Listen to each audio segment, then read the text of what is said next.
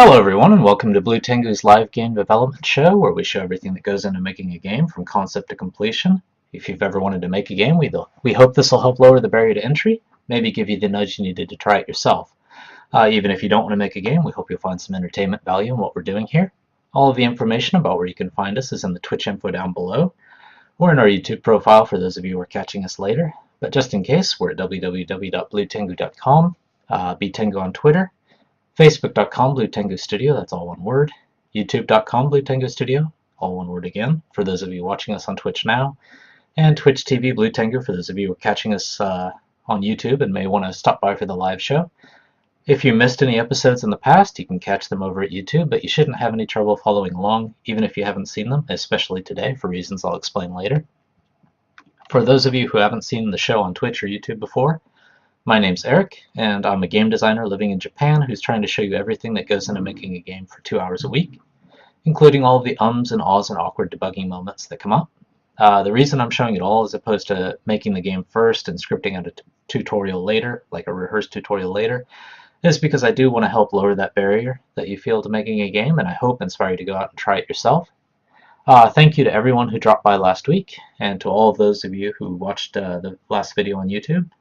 For those of you here with me on Twitch now, feel free to drop suggestions or ask me questions at any time. I may not be able to answer them right away because I am working, but I'll try to get to them. And if I can't, please send me a private message here or leave a comment on our site or even on the YouTube video. I'll do my best to address it next time.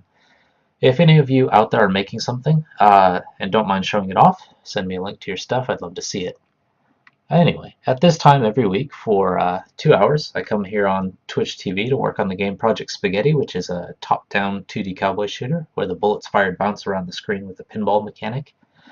Last week I decided to tackle the task of animating the main character, mainly to get a better handle on how long future animation tasks are likely to take me, as 2D animation is 1, something I don't have very much experience with, and 2, as you saw last week, something I'm probably not very good at. But Halloween is coming, and since I wanted to focus on some more Halloween-y tasks in the next 2 episodes, I used some overtime after the show to clean up some of the tasks that stood between me and starting to make the graveyard set of levels. And, some of those include, having the options menu where it actually shows you what the options look like, in terms of like resolution, brightness, volume sliders, things like that. So the options menu just completely works now. I already did a few of those things before, so it probably wouldn't have been very interesting to show. Anyway, sprite size. What I have been doing so far is drawing all my sprites at kind of an old school 320 by 240 size to kind of get that Commodore 64 look. And doubling the size later inside of GameMaker and then changing that again for resolution didn't make a lot of sense. Once I had resolution changing in place, I had all the scaling code and everything else, so it wasn't really any point to doubling things to 640 by 480. So I moved all those sprites back down to 320 by 240 inside of GameMaker, like inside of that sprites folder, and then I just scale them based on the resolution. It'll save me a lot of work in the future, even if it looks the same.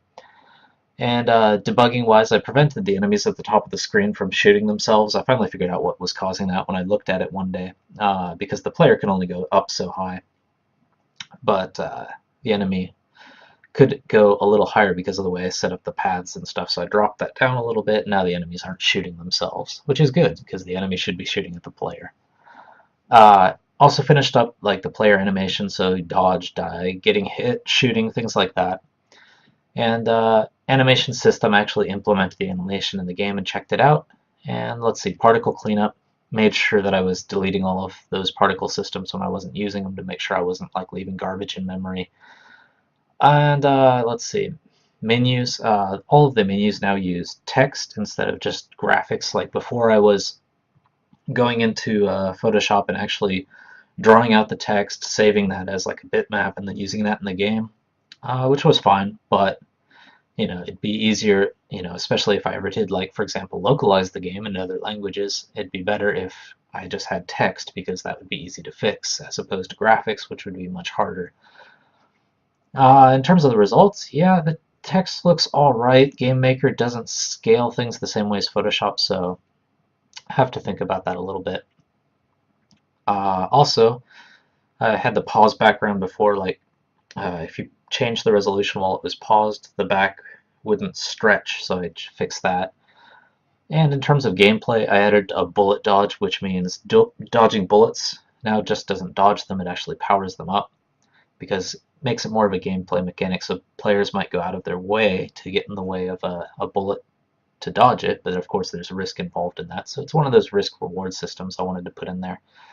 And getting hit now also causes the player to stop in place with some stars above their head, where they can't get hit for like a second or so, so it gives them a little chance to cool down and think about what's going on in the game. So that's quite a bit, and I'll show you, what I did, but with all of that out of the way, I'm free to get into the Halloween spirit a little early, and start making some ghosts and tombstones. So let's jump over to Trello. Let's bring up my desktop first here. Pop that down, and going over to Trello. You can always come over to Trello.com and see this list because I've made it public, so you can always see exactly what I'm doing in some of these things that you don't usually see. You can also look through those if you want to, future tasks, but you can find that by looking up Trello and Project Spaghetti in Google, and it should pop up. The link's up here, and I usually post it on the YouTube videos as well. And it should be at the very bottom of the Twitch information too as well, if you want to go and see it. So that episode 15 overtime, I actually need to write how much overtime I actually used as well, just for future reference. But those are all the things that I did in between last episode and this episode to get ready for the Halloween episode. And for this one, I hope to get to gameplay, but in terms of like tasks, this is actually, an hour and a half worth of tasks. And it's a lot of drawing and everything else, so maybe just drawing it, putting it into the game may finish off this episode. We'll see. If I can get to it, I'll start, actually putting in the gameplay as well, but that may have to wait for next week. But that's fine, because if I finish it off too early, then kind of celebrated Halloween a little bit too early, so. But I don't think that's going to happen. I don't think there's any way I'm going to get through all of these this episode, so no worries there. So let's jump in and see where the game is now. For those of you who've been watching, you know that I use this program, but I use a program called GameMaker to do this because, I feel it's just the right amount of complexity for a 2D game. And some other 2D games have done very well with it, Spelunky, things like that. So let's just show you where we are right now,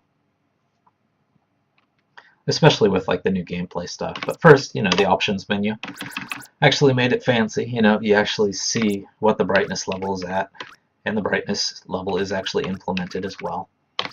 Music volume, sound effects volume, and a little bit of a sound effect to make sure that you can check that out, see how loud it is. Music volume, I don't have any music in the game, so there's no way to test this, but I have tested it with just, a random like MP3 file, and it works. And resolution, of course, it can change that. So that's all good. And in terms of gameplay,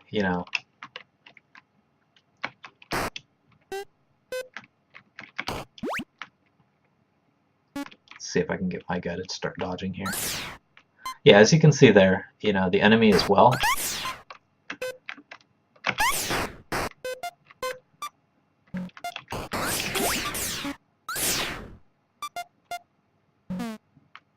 Yeah. So we're speeding up the bullets and things like that. Let's see, that's about it. Most of the things were kind of internal things and debugging things. And I did notice that my player seems to not duck anymore, so I do need to fix that. Player dodge 1. If PL dodge equals 1.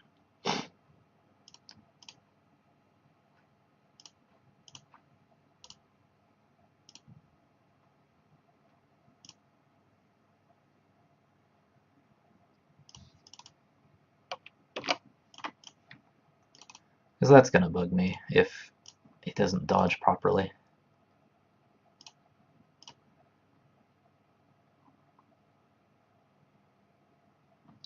Oh, I see. Probably need to make these else ifs.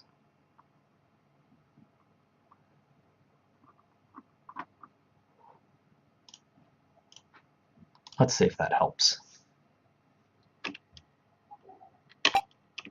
Yeah, okay, there we go.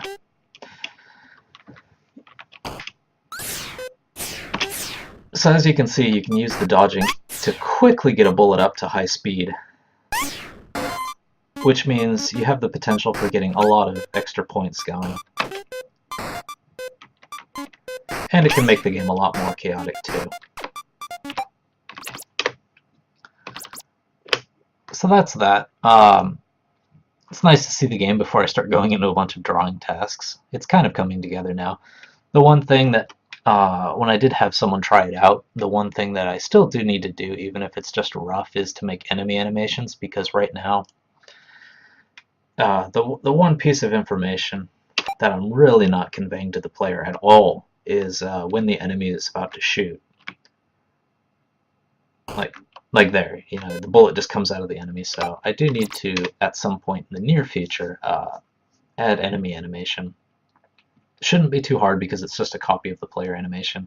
The only reason I was holding off was because, you know, I may change the sprites, and I don't want to make a whole bunch of animation if I'm going to change the sprites in the future. That's actually why, in the past, those animation tasks were all at the bottom, and I just moved the player one up just to make sure that I could do animation. But that is that. And first off, I need to make a graveyard level background, but to show you kind of what's going on in my head with this, you know, I've been thinking about it over the past, you know, couple of episodes, and I think it's not very interesting to see me staring down at my paper drawing, but don't worry, I'll show it soon enough.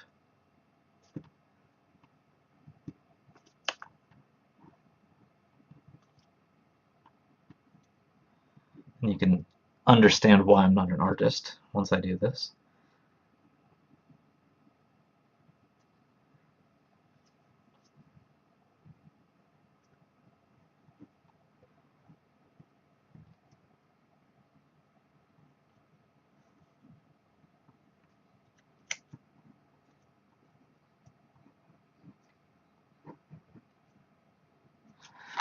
Okay. And just to make sure I get it in the camera there. Alright, there we go. Horrible drawing, but basically what I want to do for the graveyard level is have similar gameplay. You know, in general, I don't want to change the mechanics or anything, so that the bullets and everything else still fire the same, the cowboy still moves the same. It's just that the enemy set and some of the things are different.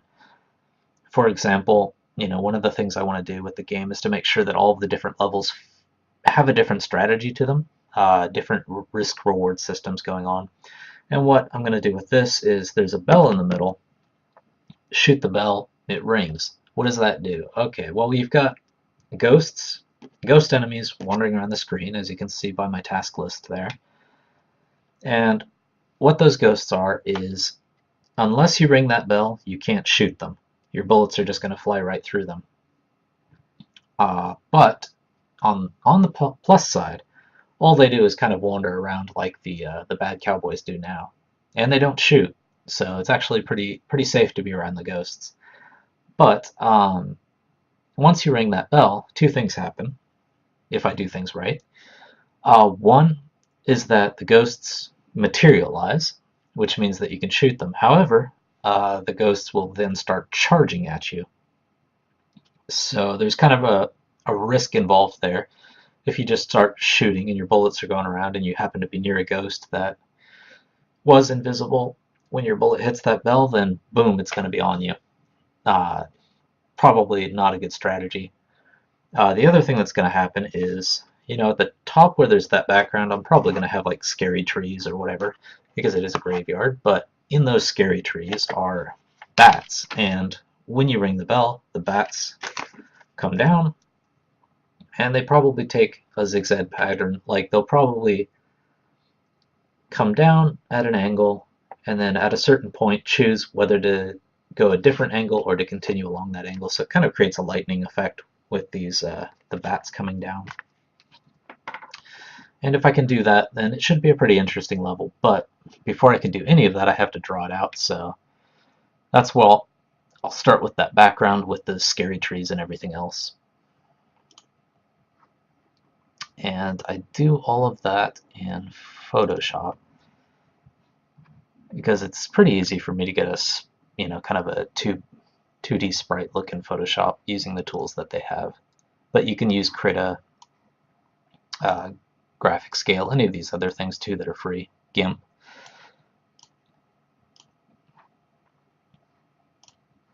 And let's see, graphics, backgrounds. Probably the easiest way to start is just to open up my current town background.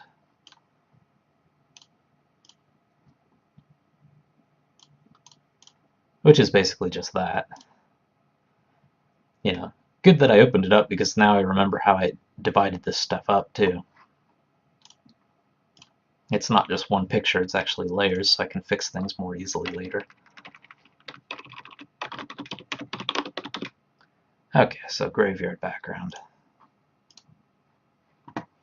And, these are all rough drawings because I don't want to put too much work into something that I might change later.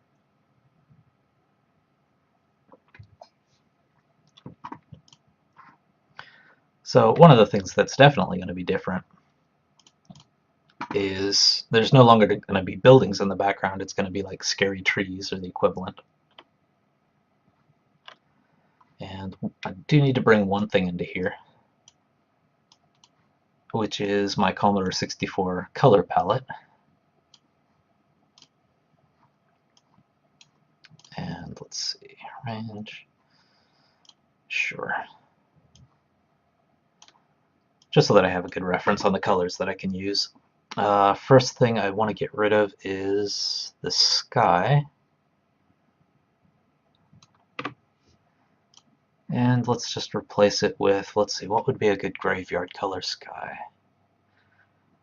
I guess purple would be a good place to start.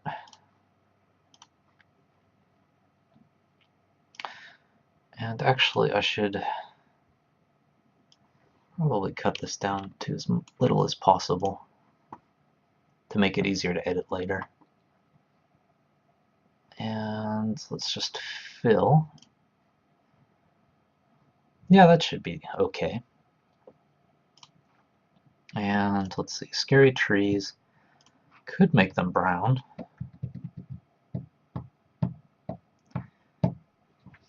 But this is going to kind of depend on the bat enemies because as you can kind of see in my hard to see picture there, the bats are kind of just hanging out in the trees until you hit that bell.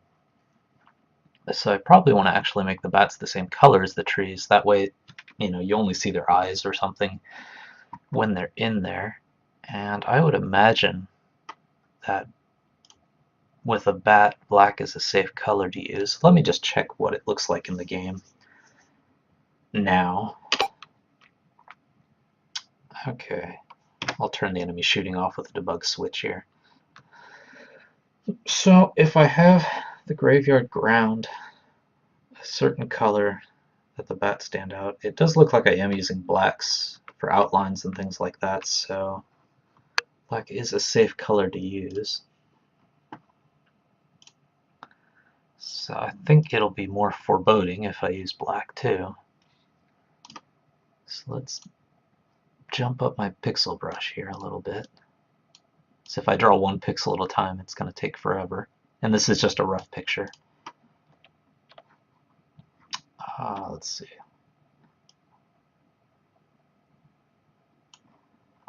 Get a basic gate in there.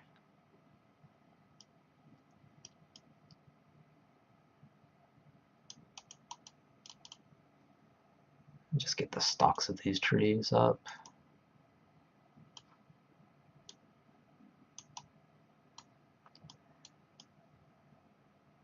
This is actually one of the cases where the layout of where I put these things in this background image is actually going to affect the gameplay.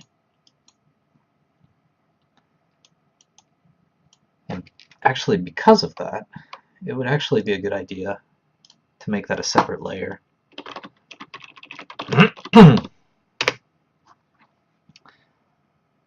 Yeah, be a good idea to make that a separate layer, because if it is going to affect gameplay, then I'm going to probably want to edit it a lot.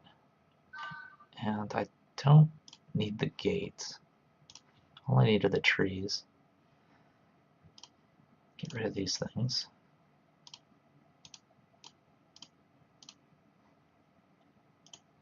And then I'll get rid of the, oops. Get rid of the trees from here. And I'll get rid of these things while I'm at it.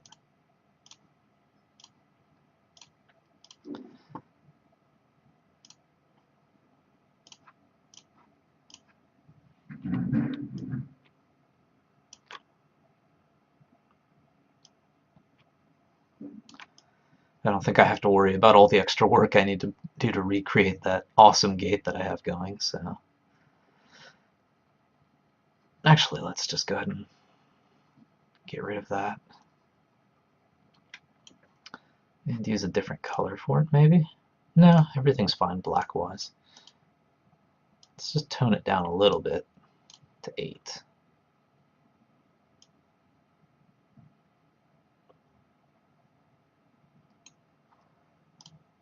And let's make the bars a little smaller.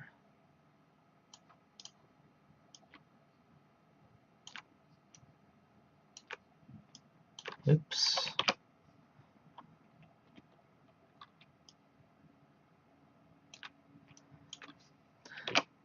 I'm getting too used to working in like Blender and Maya and other programs that keep like my muscle memory for shortcuts is kind of screwing with me. Let's get rid of this thing. Whatever that was. And let's see. Just kind of as a reminder that I do have to put a sign up here. Okay.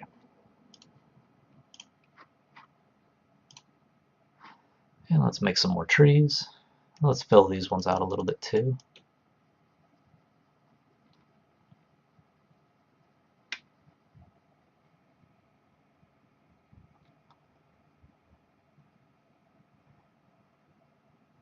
And, you know, I am a bad artist, but I'm not this bad. The reason I am doing it this way is because it will help remind me that I do need to replace these things. And the less time I spend on, you know, just stuff that's going to be thrown away, you know, the more time I have to work on other stuff, so. But I'm not much better than this, so.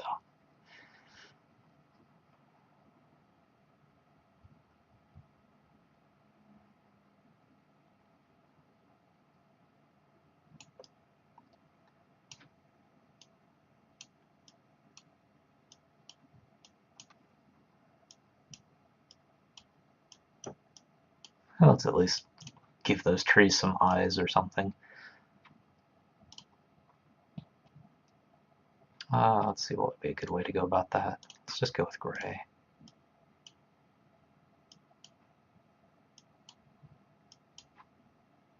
Because I am probably going to be spending a lot of time looking at these things to make it at least a little cute.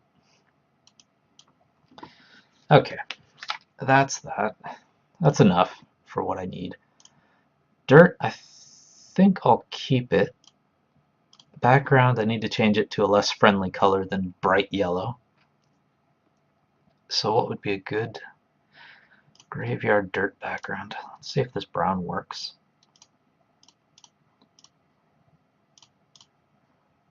Yeah, it's very nighttime.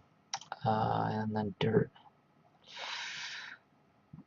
Maybe it should make the dirt black, but that's going to stand out too much.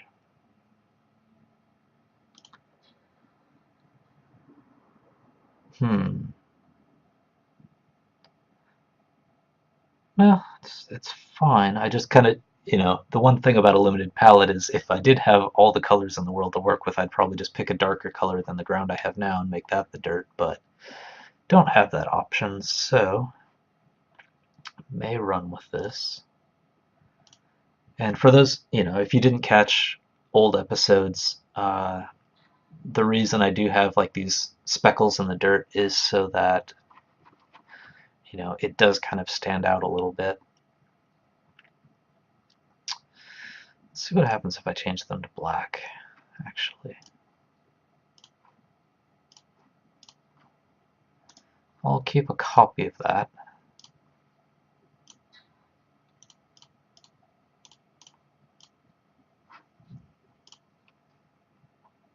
I wonder if I can just do a color replace.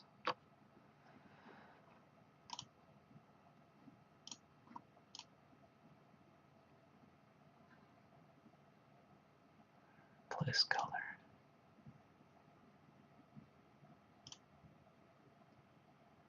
And let's see, the replacement's going to be, well, it's just going to be black.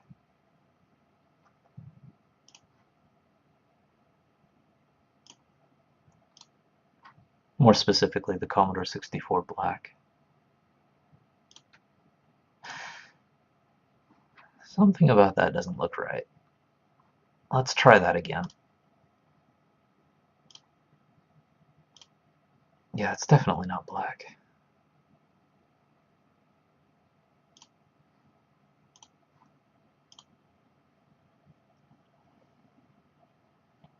Oh, that's why.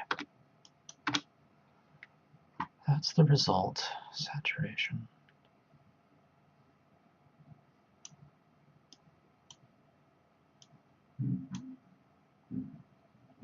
Let me just make sure it's the same black. Because right now it's 000. I just want to make sure the Commodore 64 black is that. Okay, yeah, it's fine. The Commodore 64 black is just pure black. So right now it looks like this. Yeah, as I was kind of expecting, black is going to be a little bit too powerful. Now it looks like the ground's like covered with pepper or something, so that's not quite what I want. Let's try a different color.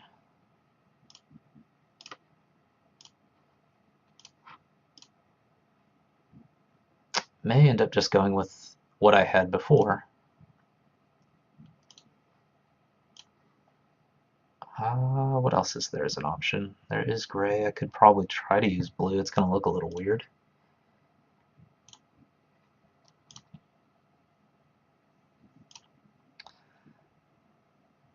That's the result.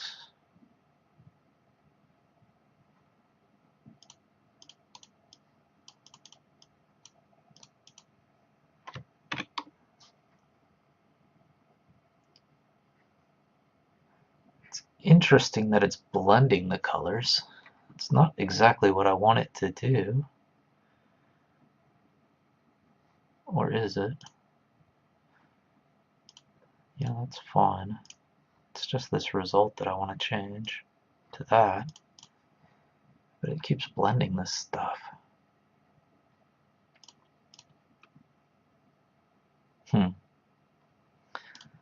Well, color selection tool's not working the way I want it to. I'll look into that later. It's not that important. So I will just stick with this. My suspicion is that the purple wouldn't have worked anyway. So we'll use this as a base. And I think I'm saving all my stuff into this folder.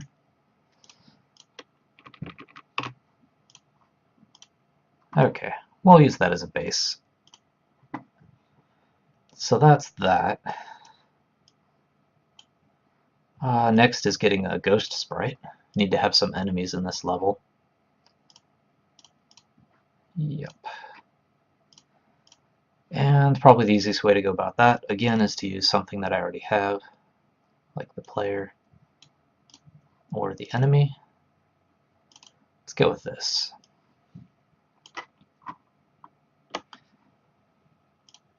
Yeah, easy enough. And the ghost is also going to need, at least at the minimum, 2 forms. So let's save this so I don't accidentally overwrite something. And let's see, keeping it roughly the same size because I kind of want the player and the enemies to all usually be around the same size. Let's see. Obviously, the typical ghost is going to be a white sheet, so go with that pure white there.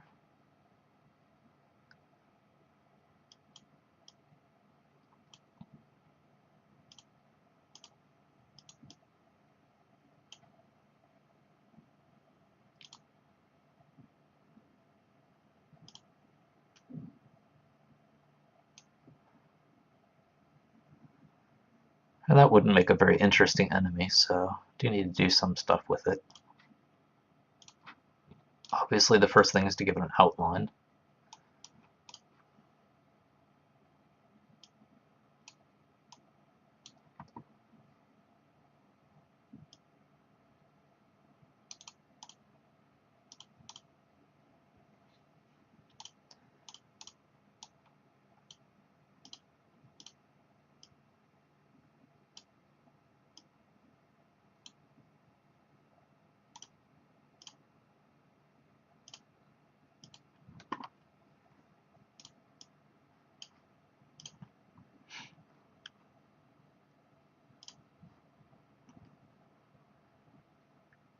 And let's go a little fancy with it.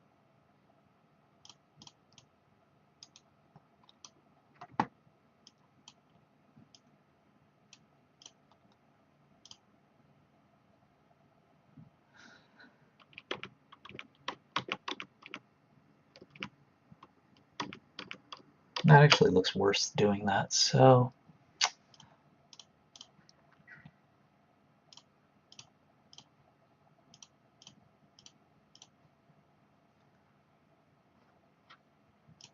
stick with that.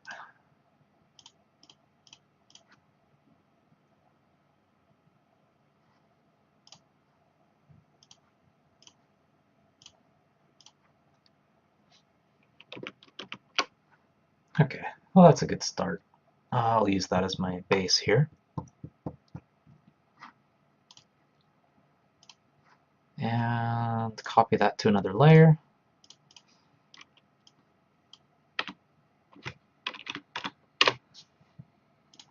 Get rid of that old cowboy layer.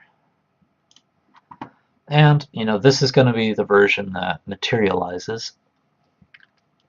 It could just be using alpha to change what it looks like. But just in case I need it,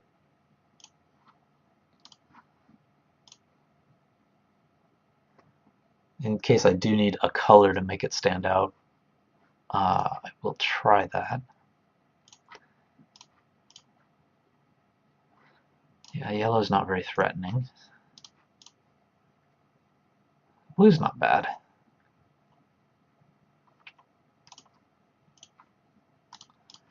But in the end, it's probably just gray that's going to work. Okay.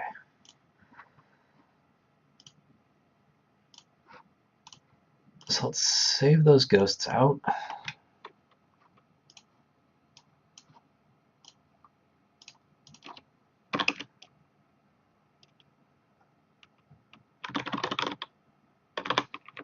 We'll call it friendly state and unfriendly state in homage to Casper.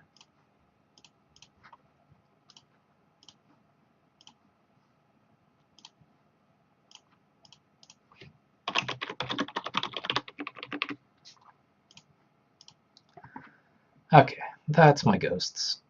That's enough to test the gameplay. Next up is bumpers and tombstones. So, in the town level I have those barrels, but in the graveyard it's going to be tombstones. And that may impact gameplay at some point in the future. I'm still thinking about it. Whether bullets hitting tombstones does something different than bullets hitting barrels. But as a base, we're going to use the barrel. Hopefully the same collision size too, which would be nice. So we'll call that a tombstone. And let's see, go with a nice dark gray.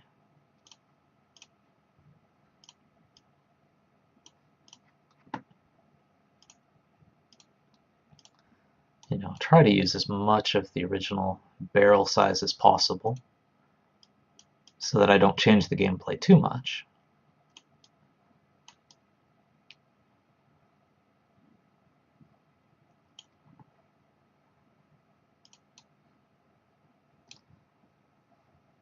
And I probably do need to add a few pixels in there to make it look like a proper tombstone.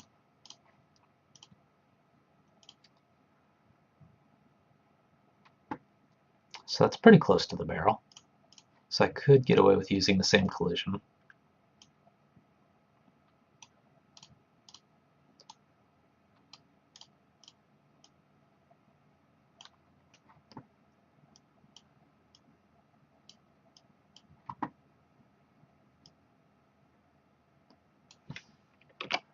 Should I get an old-fashioned rest in peace on there? Probably.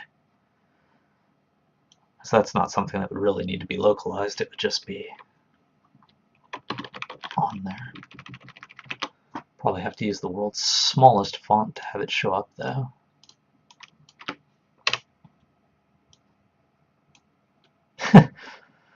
Yeah. Go back down to 1.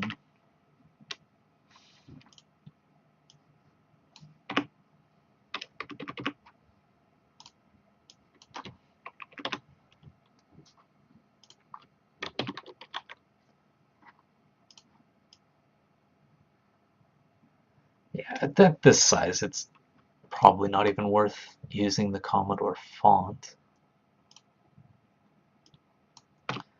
Just for legibility, it's probably better to use just graphics. But I will make that a separate layer just in case I do decide later to get rid of that.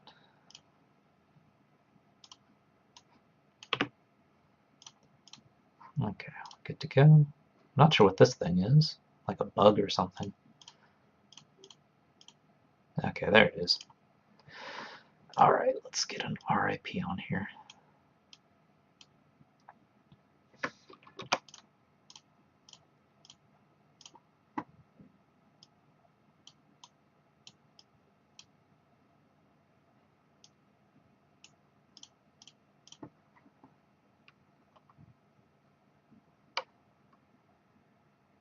I could have used one more space in there.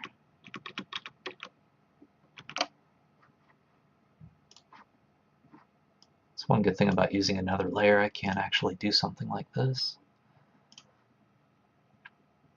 Is that P and the I are a little bit too close, so if I can spread those out, it'll look just right.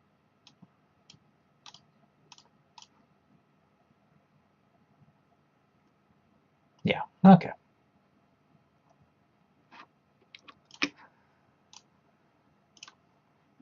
So that is my tombstone.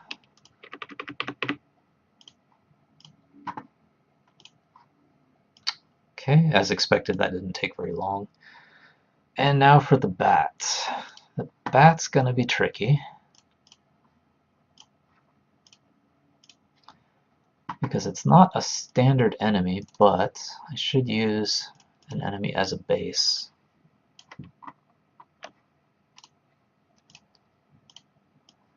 Because it's probably going to be tiny compared to most enemies, otherwise it's going to look like a really weird bat. And I'm not even sure I need extra layers on this one.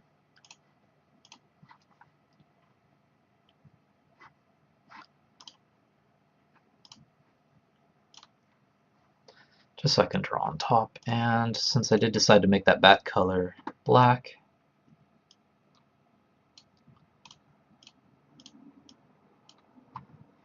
and I do want to give it eyes.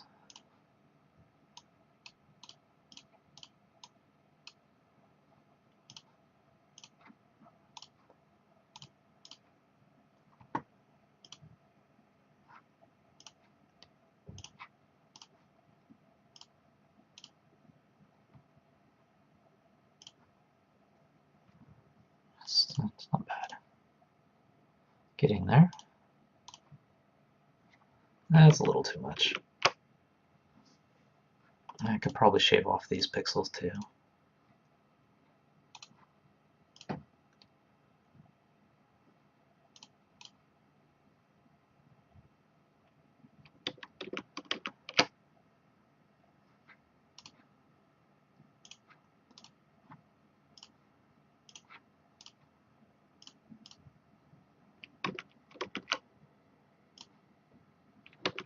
No, that's fine. Okay, and I probably, I'm not putting rough animation in for the other things, but for the bat, it's going to be kind of important to have some animation going. So I do want it to actually fly a bit.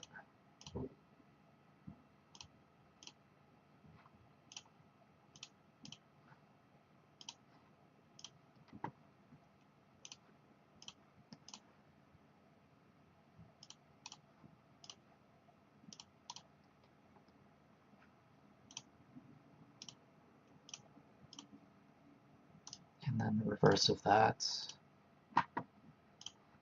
having the wings come down.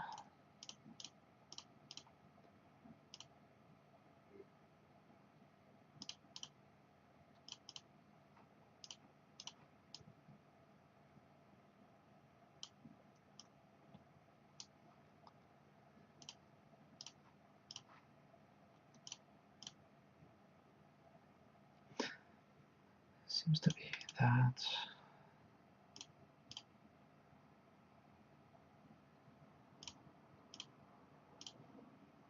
Make sure I'm not making it wider. So it shouldn't be wider, so I do need to shrink. Yeah, I don't need to add those extra pixels. I need to get rid of these.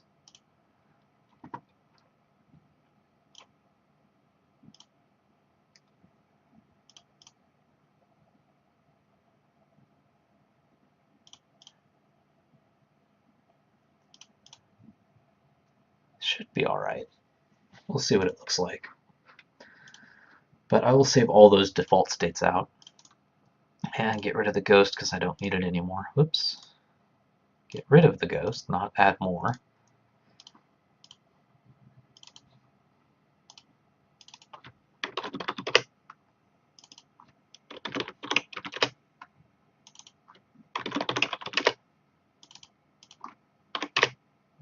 Okay. So that's just the default state, so just in case I do need the default state at some point.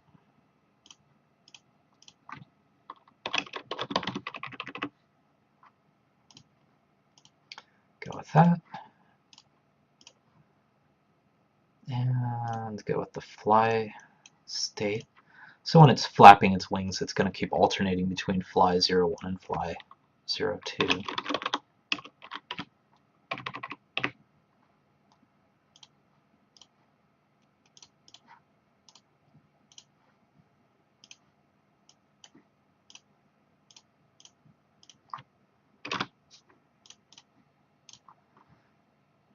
Okay, and that's my bat. So I got the bat out of the way. Now for the bell. And the bell's probably going to be the size of one of those bumpers, like the barrel or the tombstone, so I should use that as a base. Let's go ahead and use the tombstone as a base.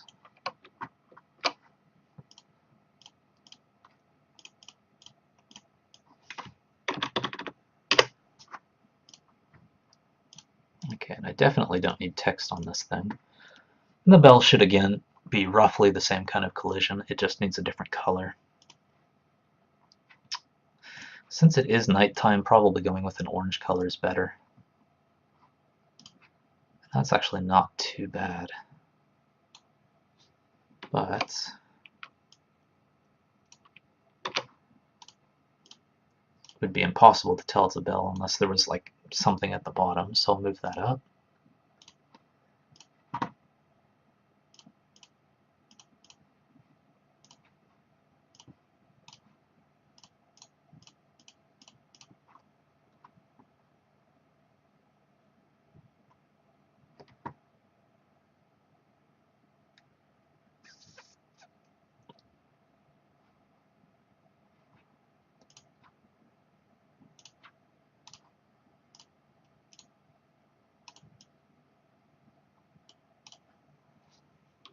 That doesn't really help. Let's move this up a little further, maybe.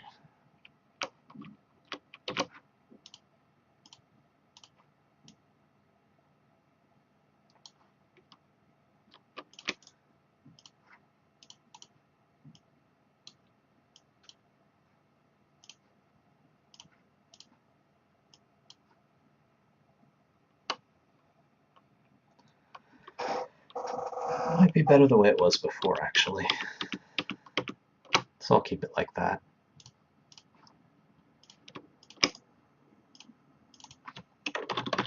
And the bell as well is actually something I'm going to have to animate now because it affects gameplay. But I'll save out the idle state first.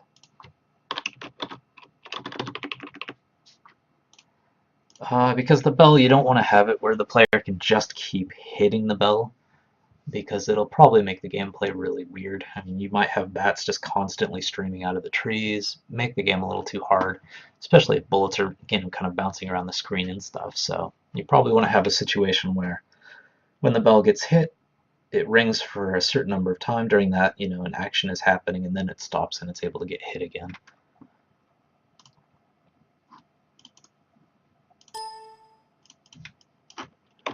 Ring 0, 0. And this is mostly rotation. Let's see how well Photoshop does when I rotate this.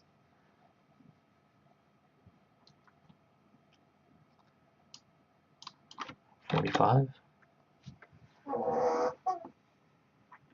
Yeah, I probably wouldn't want to make it go that far. 15. Use that as a starting point anyway. Yeah, of course it's going to anti-alias for me. Thank you. Alright, I'm going to do this manually then, because that's not going to work too well.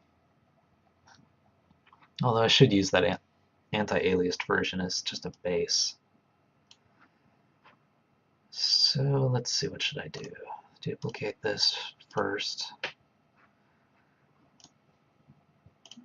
And do the same thing again.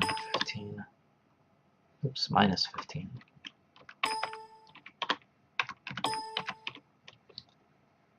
No, 15's fine. Okay, so that's going to be my base. Turn the transparency down on that a little bit.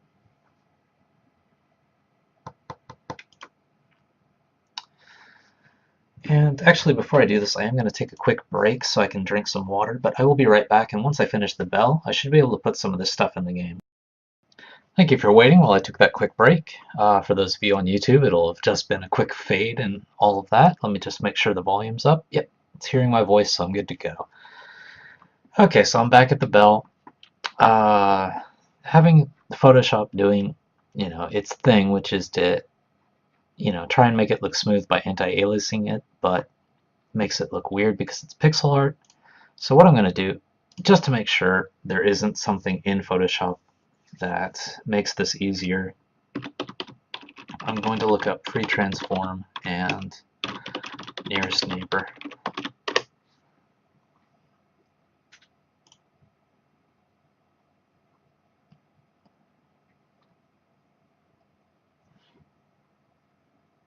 So preferences, general, image interpolation.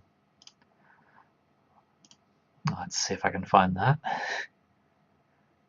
Preferences, general. There we go. Brilliant. That'll save me a little work. So let's get rid of this thing that I hopefully don't need. And let's try this again.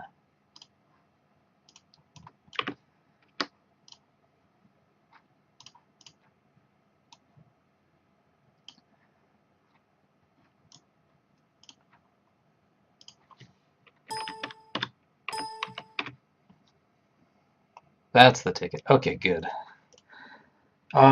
Just so you know, I talked about this like when I first started drawing some of these pixel things for the town level, but in Photoshop the default is to use, I think, bilinear, which is what creates that like kind of fuzzy effect when you scale things or you transform things.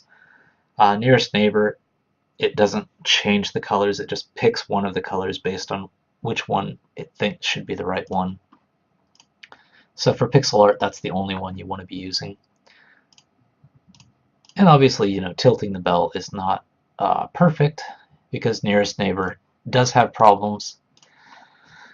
And those problems are like picking, which pixel to pick. And sometimes it makes mistakes, but at least it gives us a better base to work with than bilinear wood.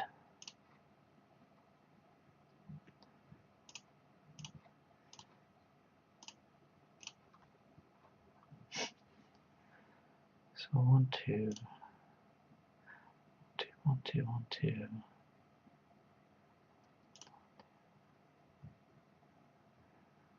But at the end of the day, it's probably better to do this by hand anyway. Let me just try one more. 15 degrees might have been a little weird.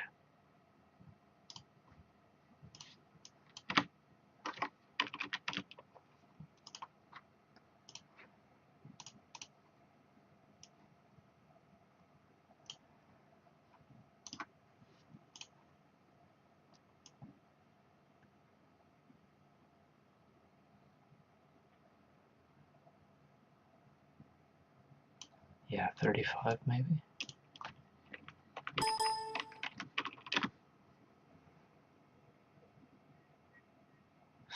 Yeah, it's just going to be too much if I do that.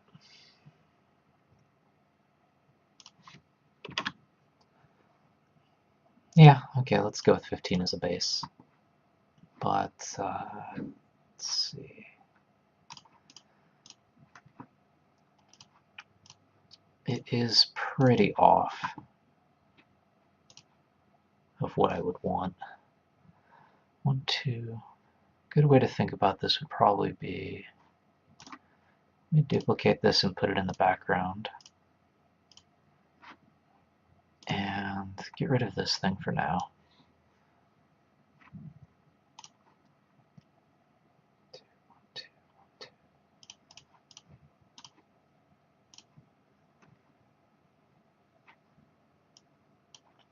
Oops.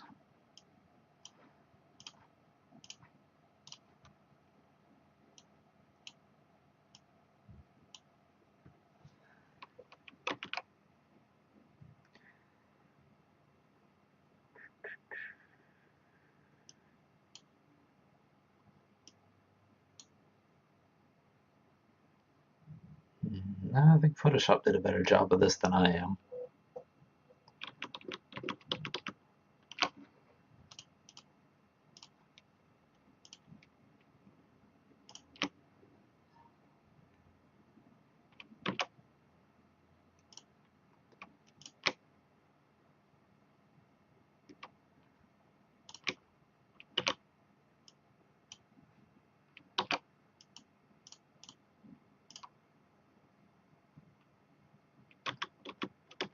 Kind of looking at the preview window in the upper right, because looking at it zoomed in is not quite working.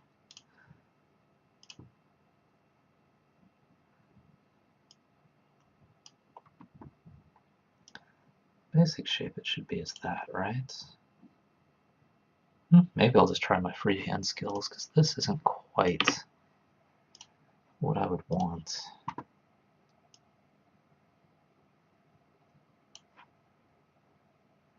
That's much worse. Okay. Well, it may just be something I have to chalk up to. I'll worry about it later. Because it's not worth thinking about it too much right now. Because I'll be throwing these graphics away anyway. Most likely. That's not too bad.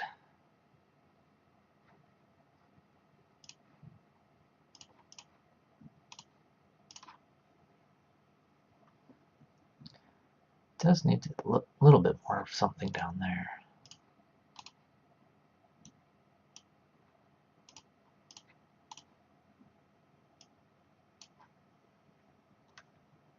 Yeah, it's better. You know, when you're doing proper pixel art, things actually have certain rules that you should follow to make them look proper. Like the way curves are done and stuff like that. Like this, it's just kind of jaggy and random, which is not very good. But probably it's enough for what I need.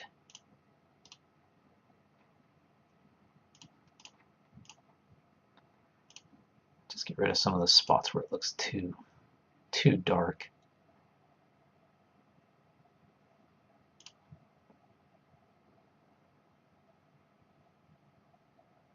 Okay, yeah, that's a good start for me. And when it's ringing the other direction, it's just going to be a mirror of this one, so I only need this. So actually, I don't need ring 0. Good movie, by the way, Ring 0, if you're into Japanese horror. I wonder if they're going to remake that one in the States. Let's see. Since it's Halloween, it's a good time to revisit the Ring series. If you haven't seen the original Japanese versions, it's worth checking them out. Definitely very different than the American one. The American one is designed to be more interesting, I guess, is the easy way to put it.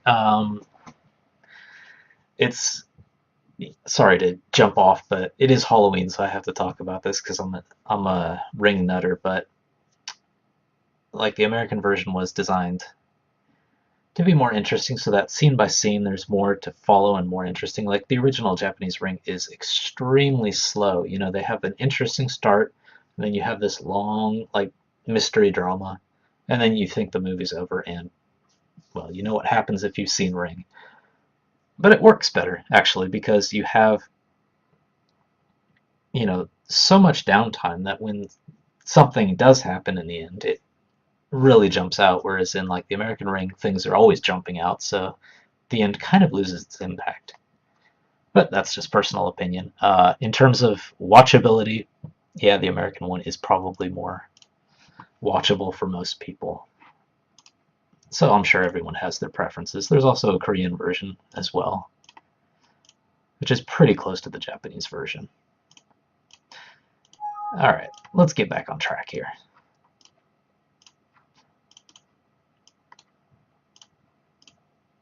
If you have comments on Ring, leave them down below.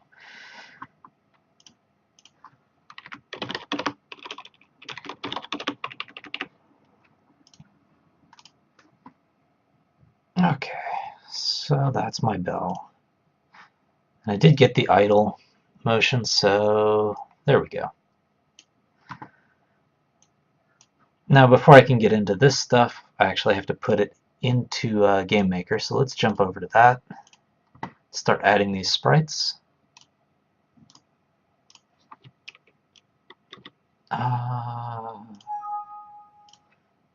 Probably just want to copy barrel and use that as a base.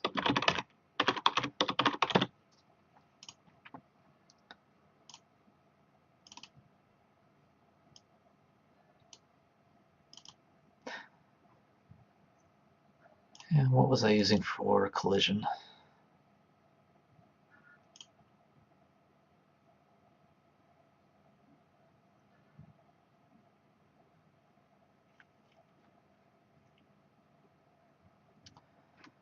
I should probably write those down. 5, 18, 1, 19.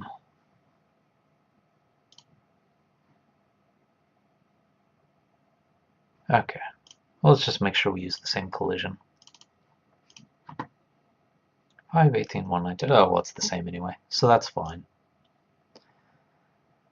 Okay, so Tombstone was easy. Let's see what else is there. There's the bell, which I guess counts as a bumper, so let's do that. The only difference is it has animation. 518, 120 this time, but I want to keep it the same.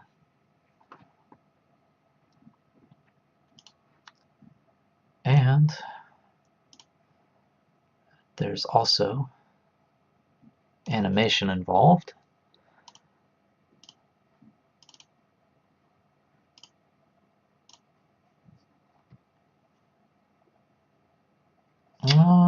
Let's see. It would actually be easy enough to animate this within the file.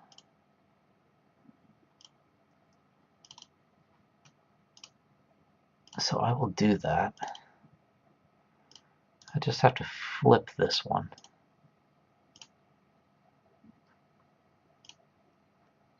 Whoop.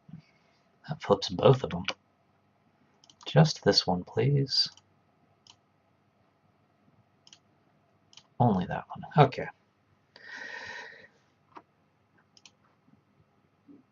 Yeah, it's obviously way too fast, but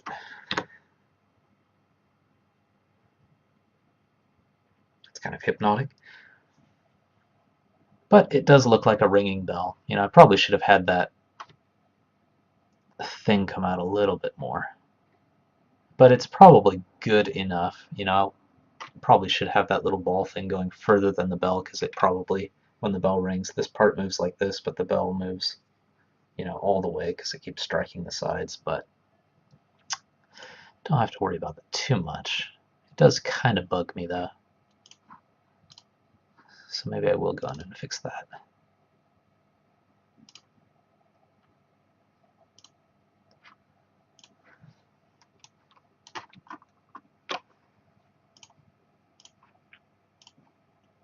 So basically just this has to go here.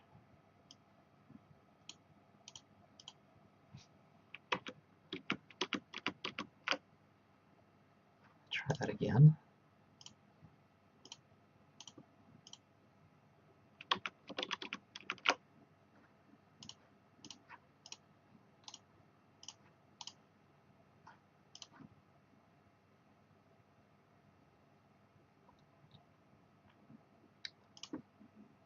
Something like that.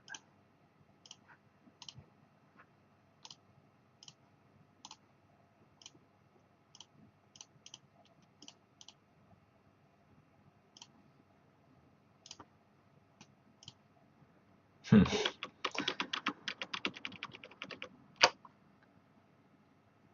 of hard to find the proper place to draw this. But at the end of the day, it should be 4 brown pixels somewhere, so something like that. Seems like it'd be a pretty good spot for it.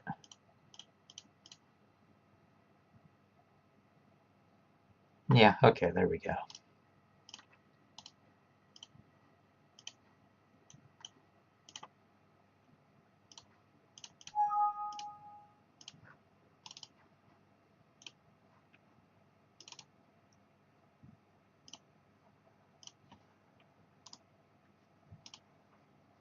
And I would like to replace this one with something from the file.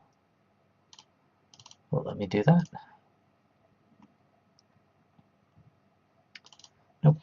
Okay, well, let's start over. Add from file, ring. Add from file, the idle one. Add from file, ring again. And then rotate just that one. Okay, yeah, that's a little more active, so I'll go with that. That's good. It's centered, everything's fine. Now we need a ghost.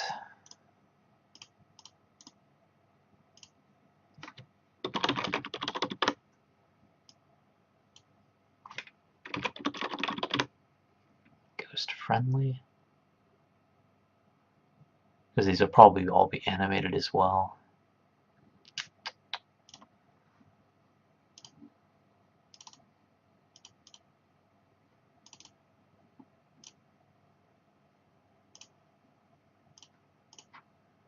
Make sure it's the same collision as this guy. 815 to 18. 815 to 18. 815 to 18. Yeah, that is a little weird. Probably should just go with the original. And maybe shave off the top a little bit.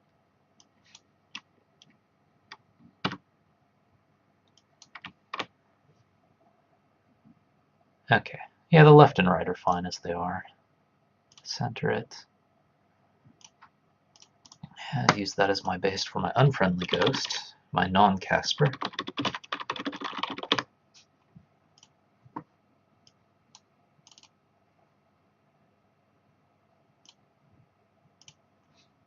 That was 218. And it's centered. And one more thing I want to do with the friendly ghost is, if it lets me,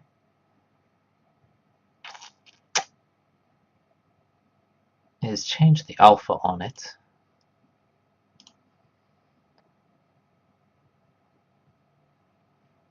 Opacity.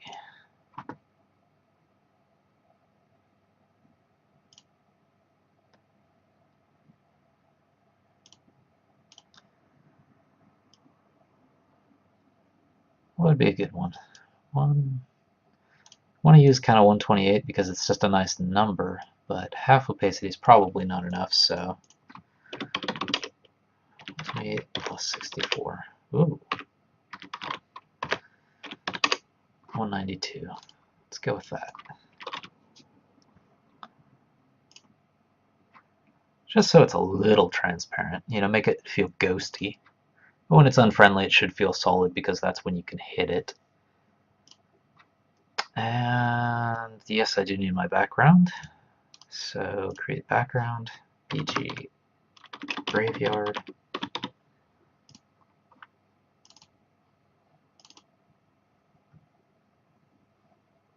And I don't want to tile anything. I'm not tiling here, am I? Shouldn't tile.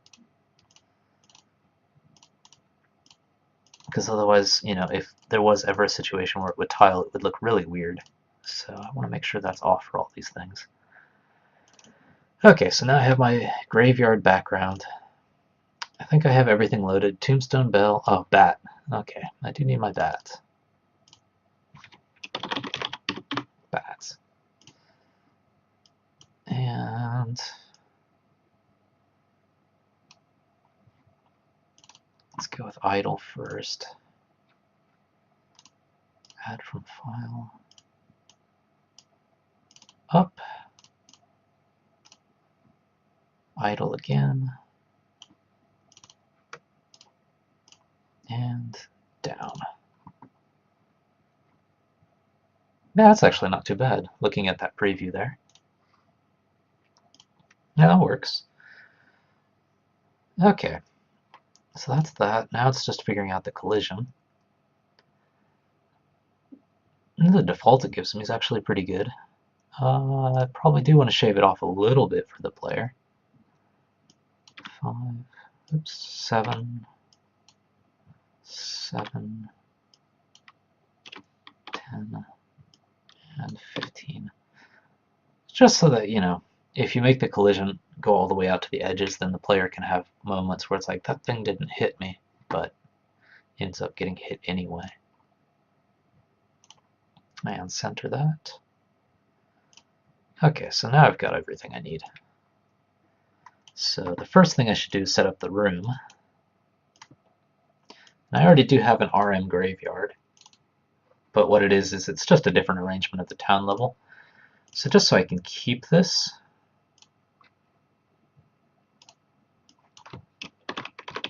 I'm going to call it RM Town 2. And then I'm just going to go ahead and modify graveyard itself. First off is to change the background.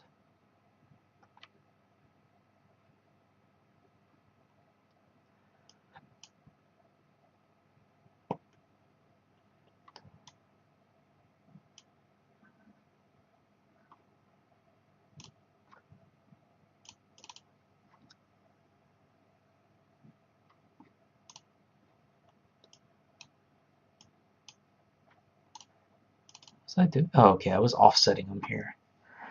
So width 344, height 240. Width 244, height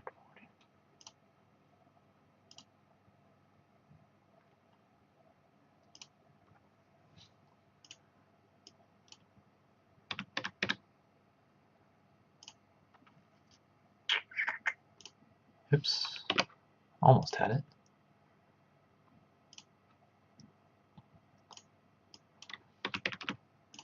And this having to offset all these pictures is something I think I can fix later.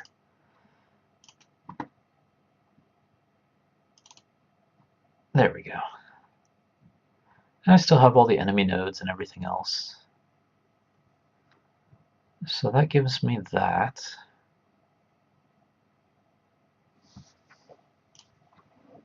Okay, now I should probably set up the objects themselves. So I have a new enemy.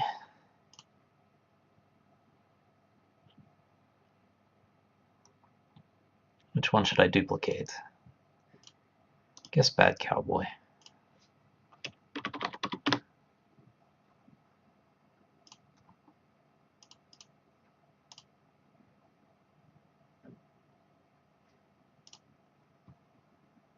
And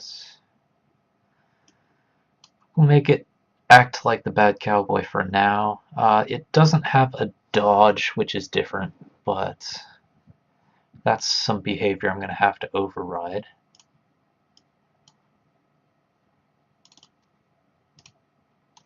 Let's change all of these.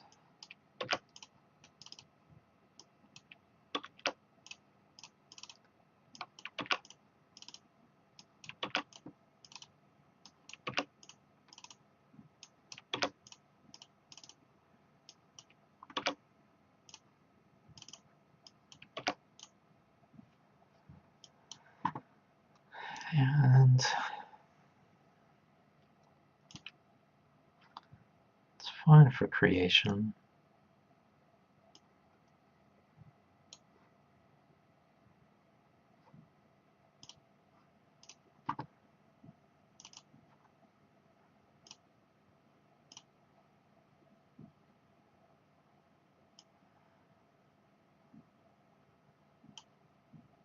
I'm going to have to copy this and overwrite it though, because that's very different from the way other enemies behave.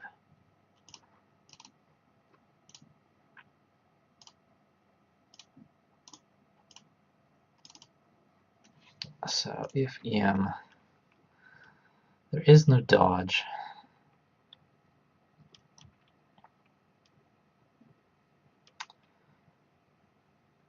So let's see, Sprites. There's another state. If EM attack equals 1.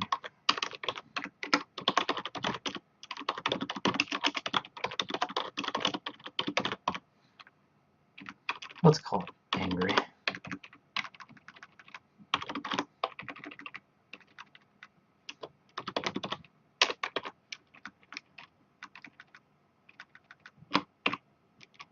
And for now, let's go with this.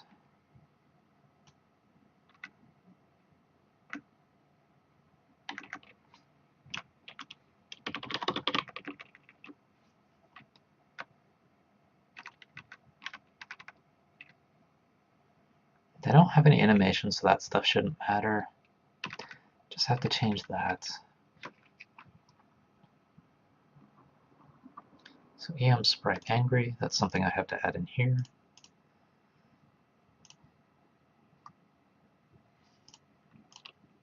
Don't have to worry about dodge or dead.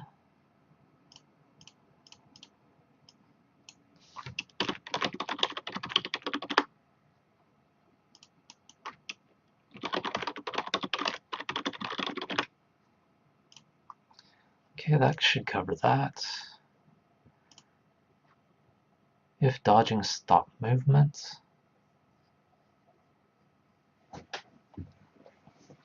Yeah, I'm gonna have to override a lot of this stuff actually.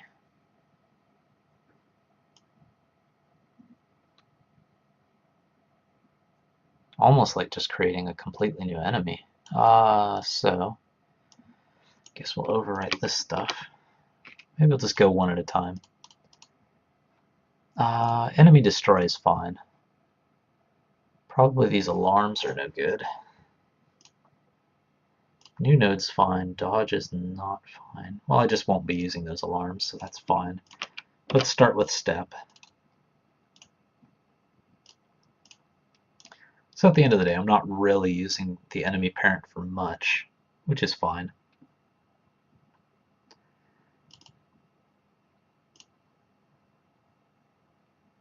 I think when the bullet goes through the ghost, should it stop? To show that it had some kind of reaction? Yeah, that might actually play into the strategy of the game. If a ghost looks like it's bearing down on you, maybe you could shoot it. Even if you know you're not going to be able to kill it, you could just kind of stop it. Except it's just not going to have a dodge cooldown, basically.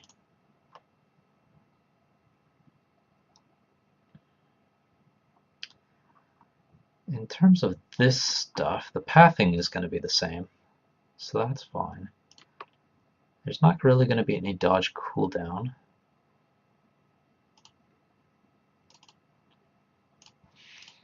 This is going to be very different from the Bad Cowboys.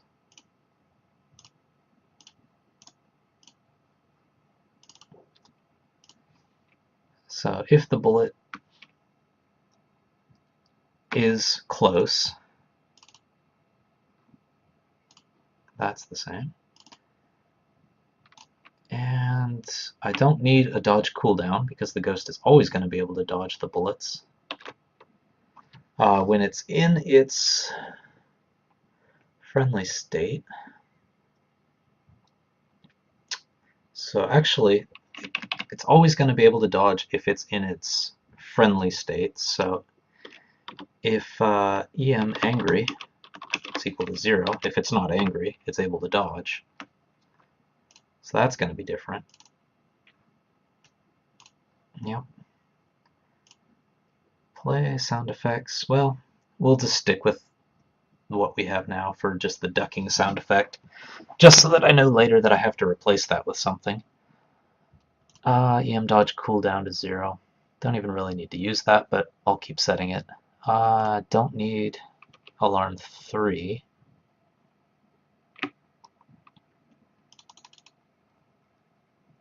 Well, actually I do need alarm 3, don't I?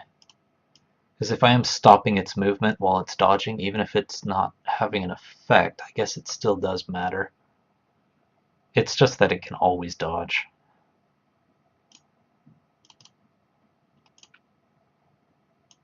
And shooting it doesn't actually shoot, so... but it does attack the player, so if it's angry, it's going to charge the player.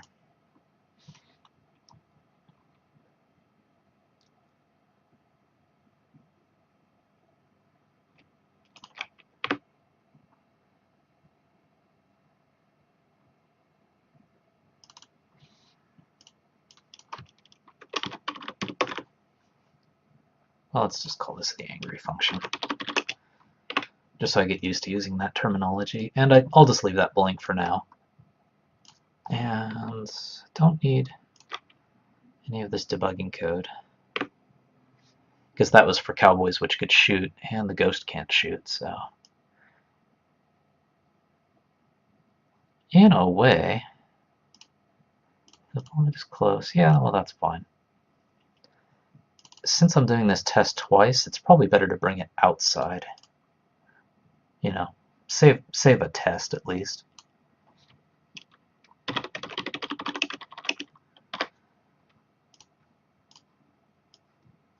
So if the ghost is not angry,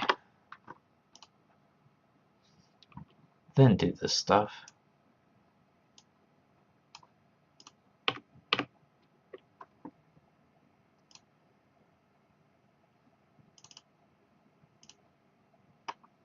Oops.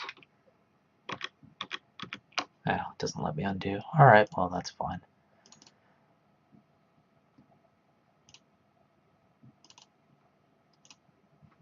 Probably deleted the wrong thing, but let's go grab it, since it's just this.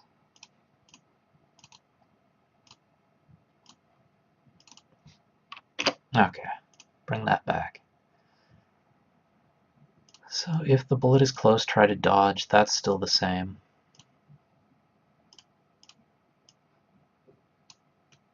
And the thing that's different is I get rid of this.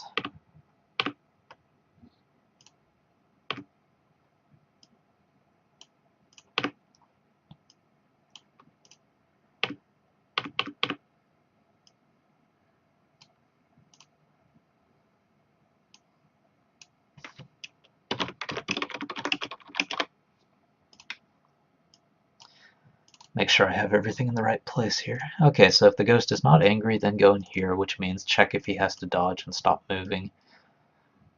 That's all the same. If he is angry,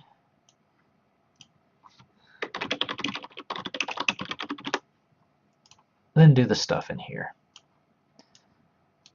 And that's going to change the AI, but that's going to be a task for probably next week. Right now it's just getting things working. Shoot never comes into play.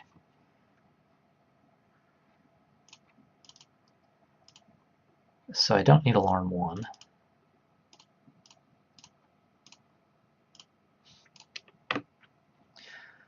Okay, and I really don't need a dodge cooldown either, but in case I change the animation or something, and to get it to start moving again. So that's that.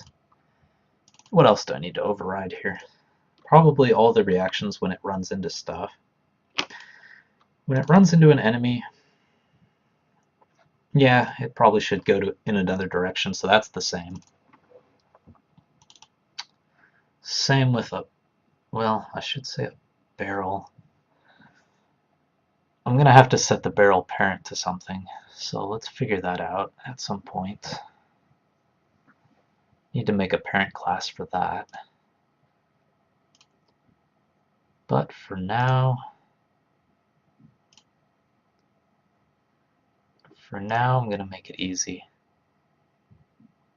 Oh, I haven't made the objects yet, so alright, never mind on that.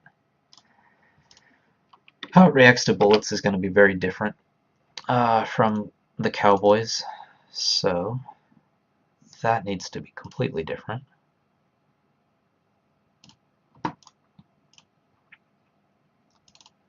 So if not dodging,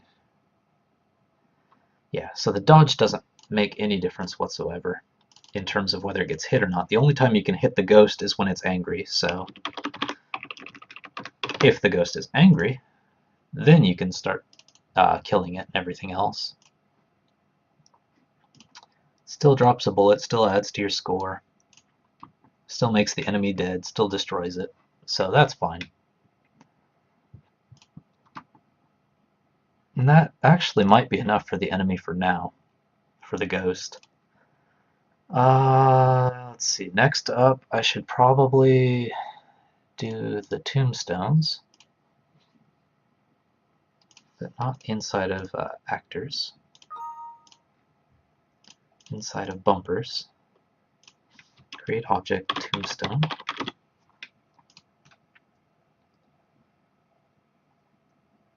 Change that to that.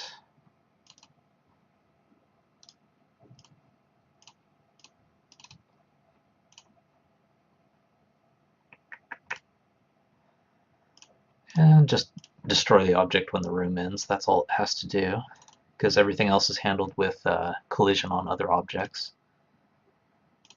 And let's do the bell.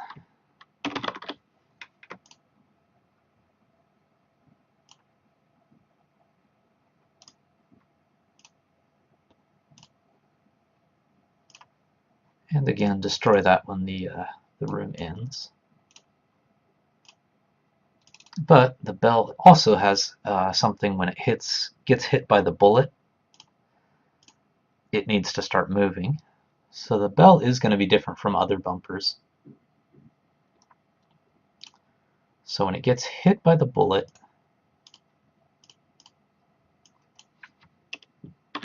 let's see, bell, ring, set that to 1, which means I have to make sure that when I first create the bell, its default is 0.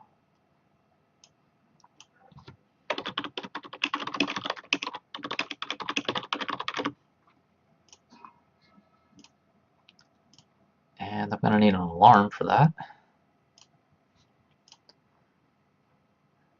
And this is going to reset it.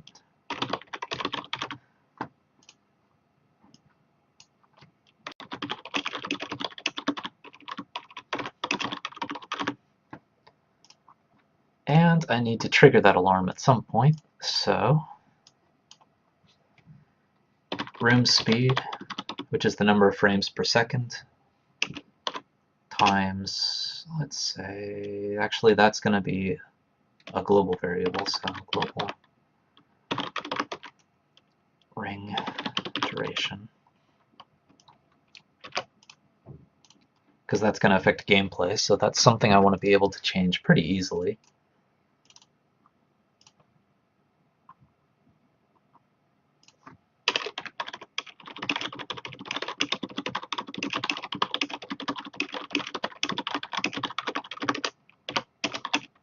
And let's set it to 3 seconds for now. And just so you know, at some point I will move all of these global variables to this up here, which is constants, because it's not very efficient to have global variables that you don't even bother changing. If it's just a setting, it's better to have it as a constant. But for now, I'm just using global variables because it's easy.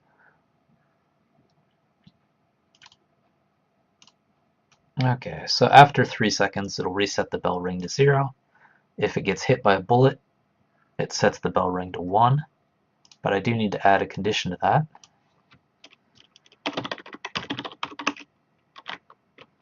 If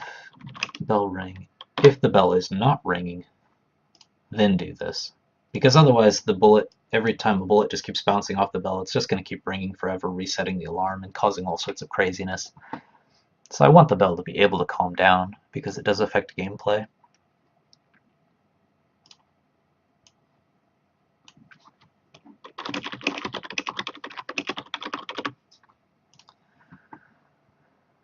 Okay, I think that's about it.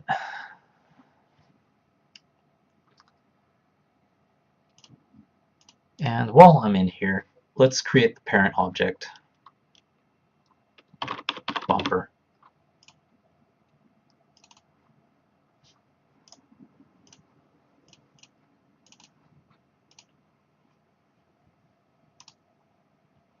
And all bumpers should be destroyed when the room ends.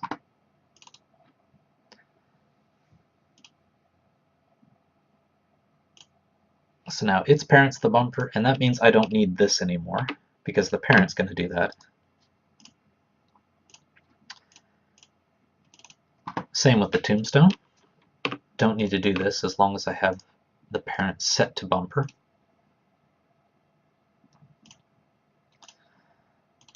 And same with the bell. Room end, I don't need to worry about room end here, because the parent does it for me.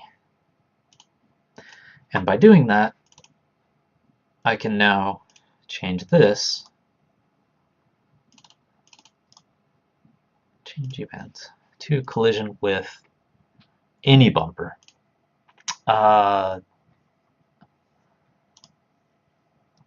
Change event, any bumper. Yeah, okay. I don't have the border set as a bumper, so this should work fine.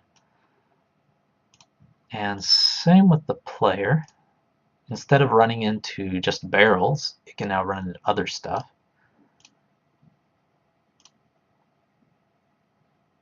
So if it runs into a bumper, do that. I think the bullet runs into barrels too. So let's do that. Ghost isn't overriding that. Bad Cowboy isn't doing anything with it. Don't think anything else does stuff with barrels, so that should be enough. So now, if I want to do something, I can do it in here. One other thing I have to do with the bell is, because I did create that movement, if it's ringing, I have to have it ringing. So that's going to be in, not step, but draw.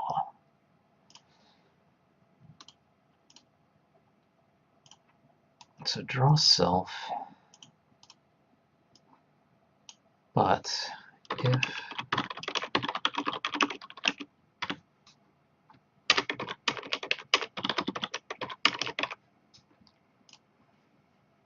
and what's a good place to look for this?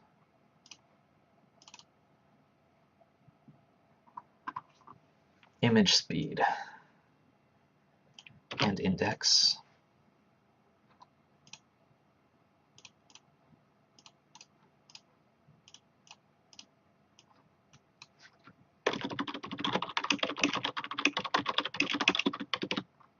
Okay.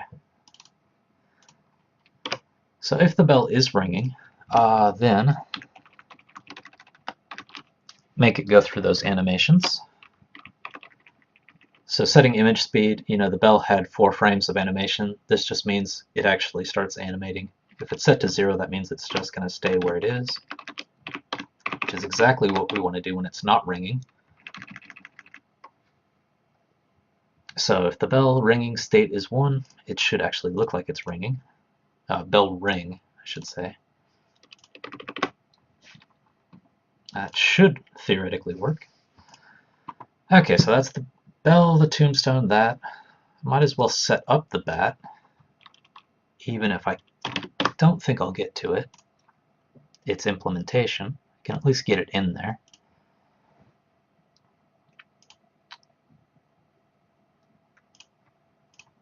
That's something I did have to do with here. No, that's fine.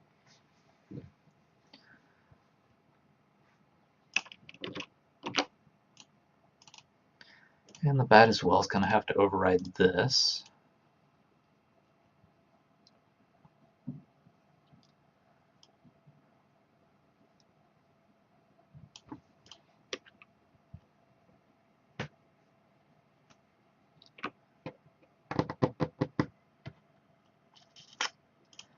And it's going to have to override the draw, at the very least.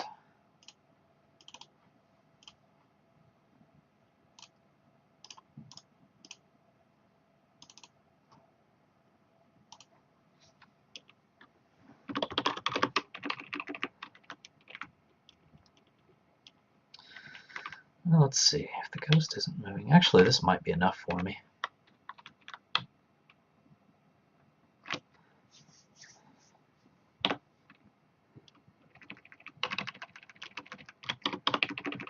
If the bat isn't moving, then do that. Otherwise, animate its flying. That's probably all I need to do in the draw.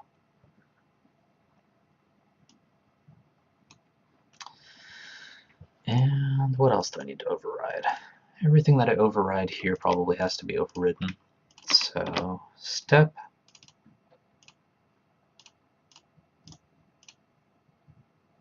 If dodging, the bat's not going to dodge, so not going to worry about that. Movement's probably going to be very different, but can figure that out later. But let's just make it move like Bad Cowboys for now, if it shows up.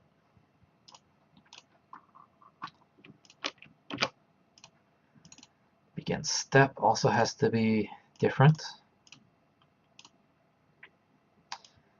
And the bat doesn't dodge, it doesn't shoot, it doesn't do any of that stuff. If it runs into the player, it causes damage. That's about all it does besides moving to the bottom of the screen. So this just has to be empty to make sure that I don't use like the default enemy behavior. And if the bat runs into a bullet, yeah, I don't know, should it be worth points or not? Because if the player just keeps ringing the bell, then it's a real easy way to rack up points. So maybe it shouldn't be worth points, but it should just disappear if it gets hit by a bullet.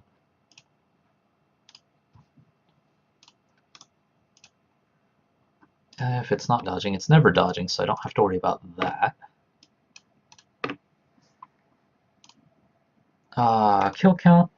I don't want to use the bats in the kill count because what this does is it tells me when the level's over, but the player could theoretically kill an unlimited number of bats. So I don't want to be doing this. I don't want to leave behind a score. I don't even want to change the score. Don't want to drop a bullet. Don't need to worry about changing the high score if the score itself isn't changing. Do need to say that the enemy is dead. And it's probably a good idea to play a sound effect and destroy it. So that's probably all I need for the bat. And let's see. One thing it is going to have to do in here is if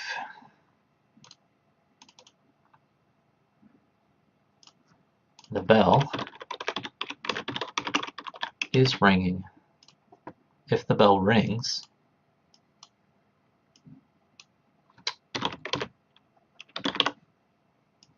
start it flying, which means I have to create a variable for that. It defaults to 0.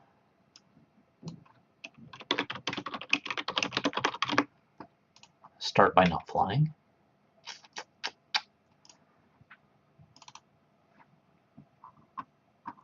And all of this is actually going to be extremely different, so I could just get rid of this.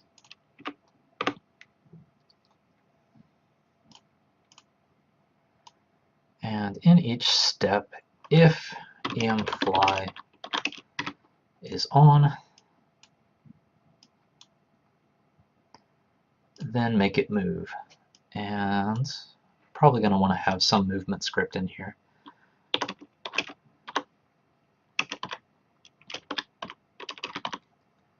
Let's just make it that for now. And I can worry about creating the zigzag pattern and all of that later. emFly, determine the right small, draw the pathfinding. Well, there is no pathfinding, so I don't have to worry about that. And I don't have to worry about that. So I think that's all the objects I need. Let's start populating this level. Obstacle node. Let's put the bell in the middle, or roughly the middle. Let's put it there. And let's spread the tombstones out a little bit so that they're not too close to the bell. And that gives me a good start. Probably going to want to have bat nodes as well, but I can worry about that later. Like I said, the bat implementation is probably not something I'll get to this episode. If I can get ghosts moving around, that's probably about enough. So the other thing I have to do is change the room manager.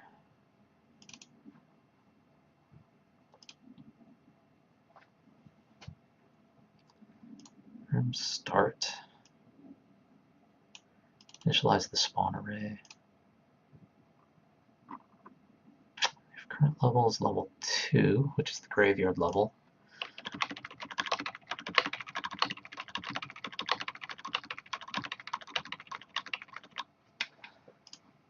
then rm enemy array 0 equals ghost.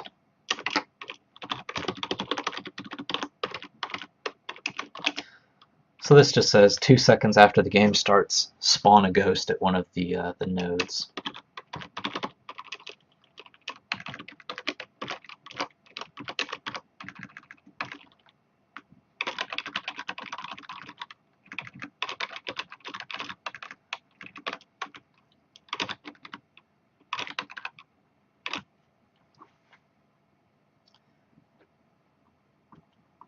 Okay, that should spawn ghosts for level 2. Start the music, obstacle array, this as well is no longer barrels, but is, what was it, tombstone.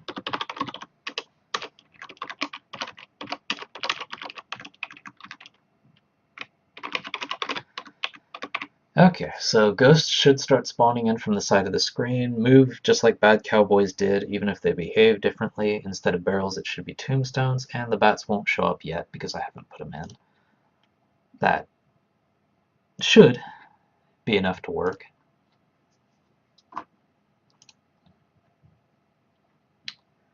What did I do?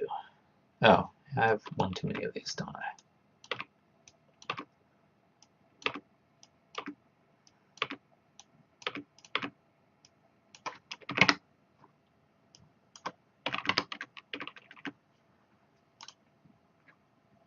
If that's my only problem, I'm off to a good start. I'm sure something's going to come up. There's no way that's going to just work. So let's jump to the next level and see what happens here. Enemy count.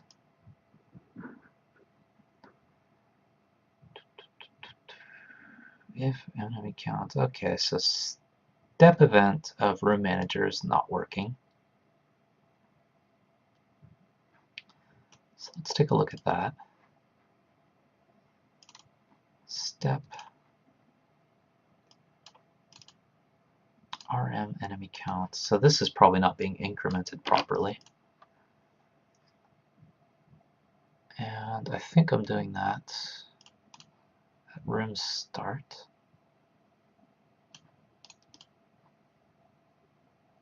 Oh yeah, I forgot to put this in. That's not good. Alright.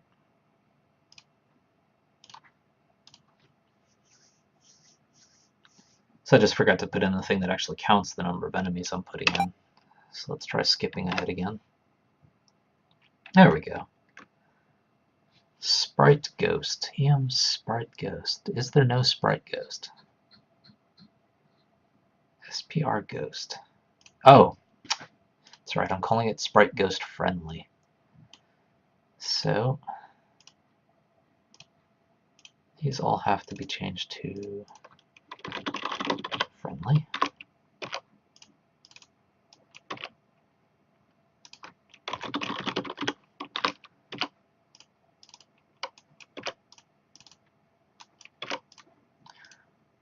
At least so far, the problems that are popping up are pretty easy to address.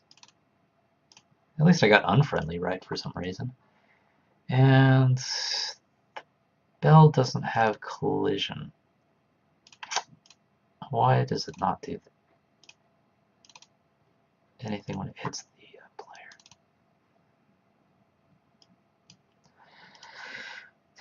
When it runs into a bumper, the player needs to stop. That part's fine. Oh, I do need to change it to solid, maybe.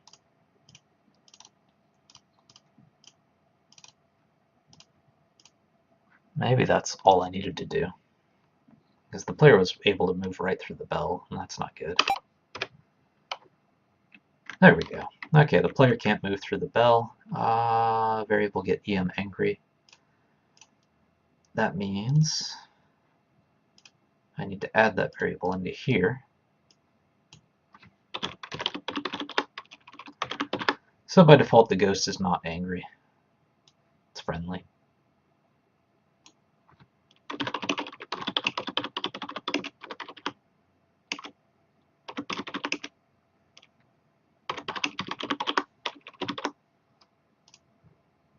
Very not angry.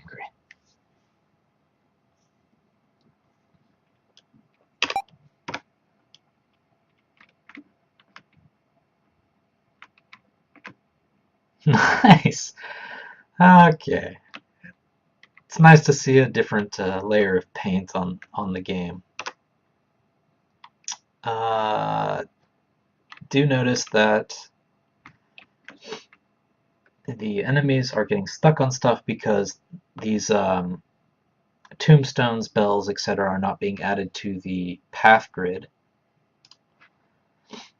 the node path that's being set up, and I think I'm doing that in Room Manager.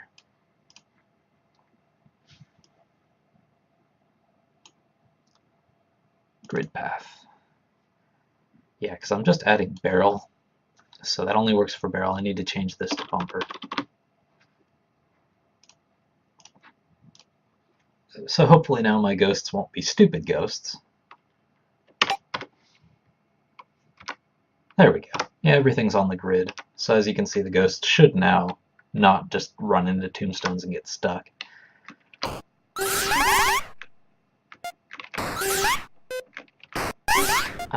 The ghosts don't stop when the bullets are going through them, so that needs to change.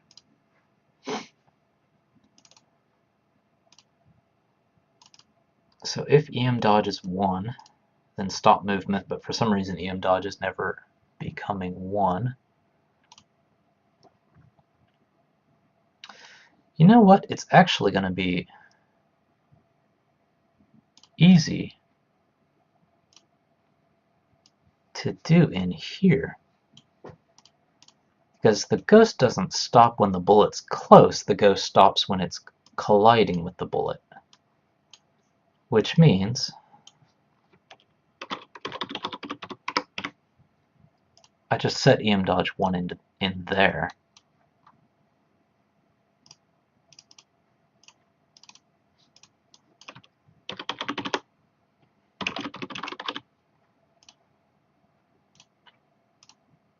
But I don't have to worry about all of this stuff.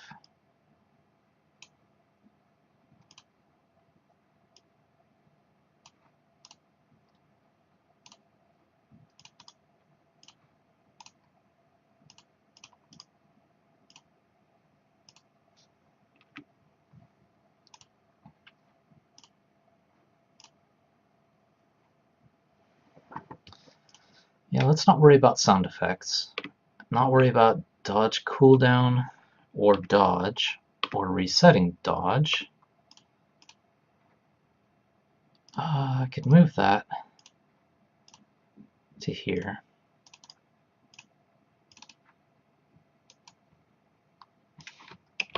Passing through.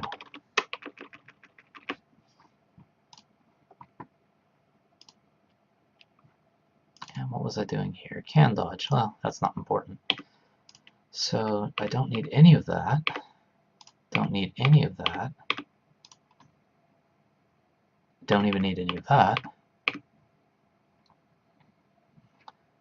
So just to make sure that it overwrites the enemy, I'll leave it blank.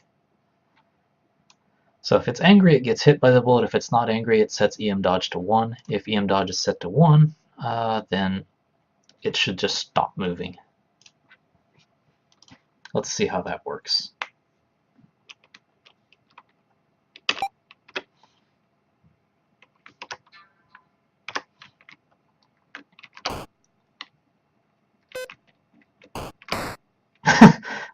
Ghosts are still shooting at me.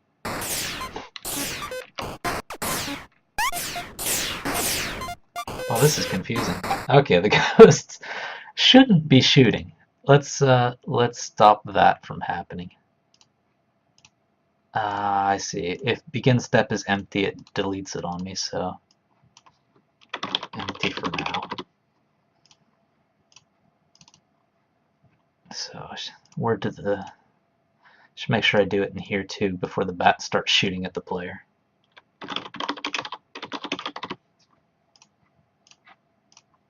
That was helpful of GameMaker to delete those things for me. Get some angry ghosts shooting at the player. Hopefully they don't shoot now.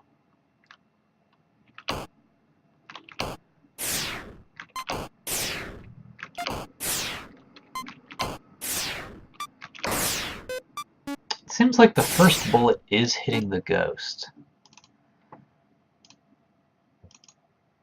EM angry is 1. Bullet passing through.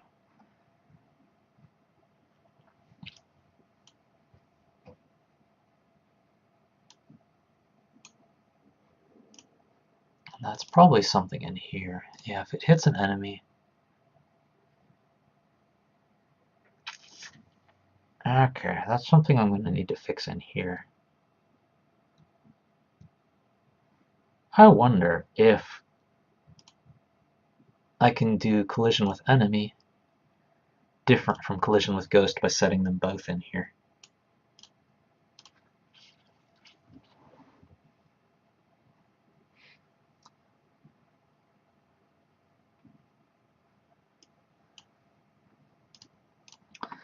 So the fact that the bullet powers up should still be the same. It just shouldn't be destroyed unless the ghost is angry.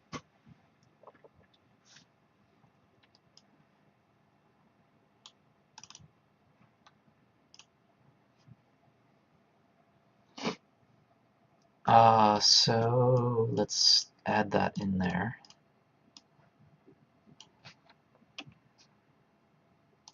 If the ghost is angry, then and only then delete the bullet. So hopefully that ghost collision overrides the enemy collision with the bullet, but we'll find out how GameMaker handles that stuff.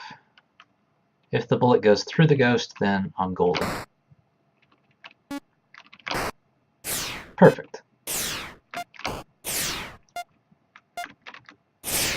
Let's try ringing the bell.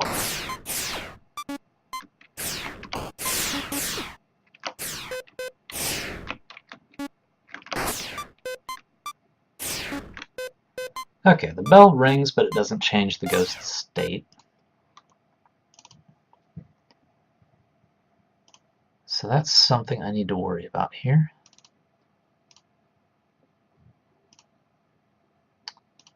So if dodging, stop movement. Well, yeah, I guess I do need something to check whether or not the bell is ringing. So if bell ring equals 1, if the bell is ringing, then the ghost should be angry. If the bell is not ringing, then the ghost should be not angry.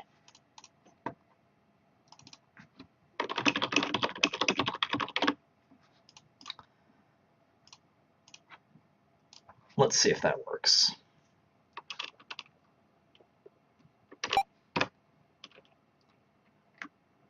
It'd be really nice to have a sound effect for that bell.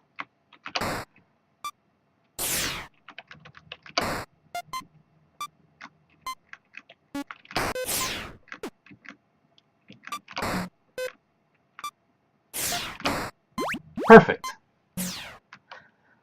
Alright, so it's set up the way it's supposed to be. Let's do that one more time.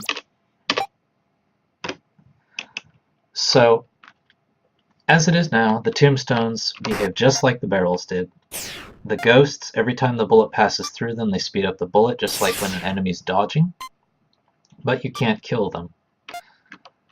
However, if you ring the bell, then you're able to kill them. The only thing I'm going to have to change, probably next week, is when they're angry, they have to come right at the player. And one thing I do need to change right now, also noticing this color needs to change as well. So let's add that task in.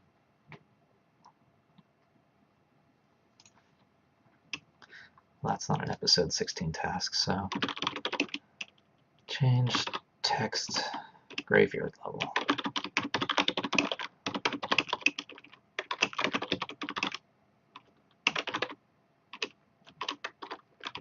UI text color to white. That won't take too long, but I can save that for next time. So I do have the bumper tombstones working as they should. I do have the bell working as it should. So one more thing I do want to do is when the ghost runs into the player,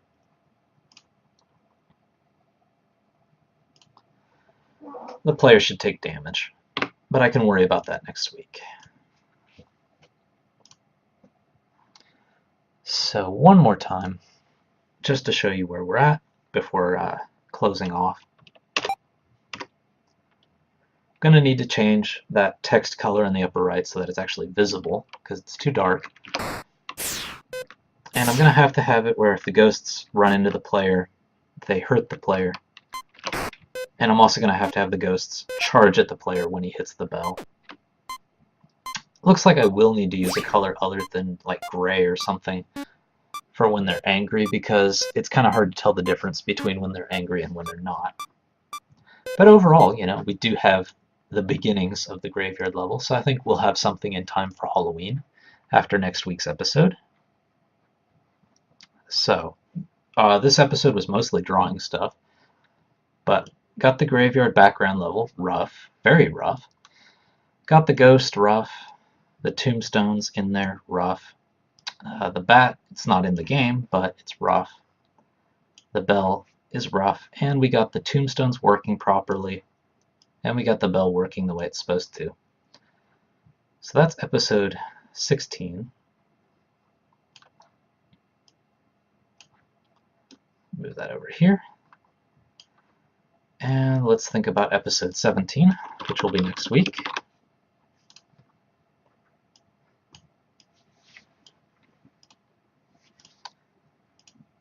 Some of you may have noticed that I've disabled all of those counts that are at the top of these things. One thing I was noticing was that the Scrum for Trello plugin that I was using, because it was recalculating everything every time I made a change, it was really starting to bog down, so I just turned it off. because I don't really need those counts at the top of the screen that often. So I have it off by default, but if I go into like Tools, Options, like Add-ins, I can turn it back on to get the counts if I need them. So for next time, I think what we want to do is get those ghosts working the way we want them to, and get the bats working the way we want them to. And of course, you know, I may just do this before next episode, but change the text color to white so that it's more visible. And that should give us what we need in the graveyard level for next time. So I'm going to sign off here. I made more progress than I was expecting. I was expecting to just get things drawn, but did actually get things in the game, and it starts to kind of feel like the gameplay I'm going for. Got that bell in the middle and everything else. Thank you for watching.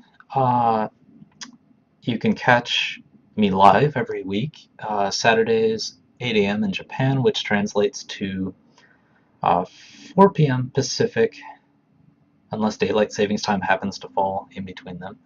In between now and then, 4 p.m. Pacific, 5 Mountain, 6 Central, 7 Eastern. If you're in the UK, it's that midnight between Friday and Saturday. If you're in Japan with me, it's 8 a.m. If you're in Australia, it's anywhere from 9 a.m. to 11 a.m. depending on where you live. And if you're in New Zealand, it starts at noon on Saturdays. Give or take an hour for daylight savings time, but I do this for 2 hours every week, and you can always catch the videos over at www.youtube.com Blue Tengu Studio. And if you want to catch the live show, it's at Twitch TV Blue Tengu. And I announce all this stuff on Twitter, which is just btengu. So if you follow us, you can always know exactly what we're up to. And thank you for watching, and hopefully next week I can get everything working the way it's supposed to on the graveyard level, and it'd be nice to have a little variety going for our cowboy. So it's an early happy Halloween, but I love Halloween. So I'm going to celebrate it 2 weeks. So I will see you next week and next time.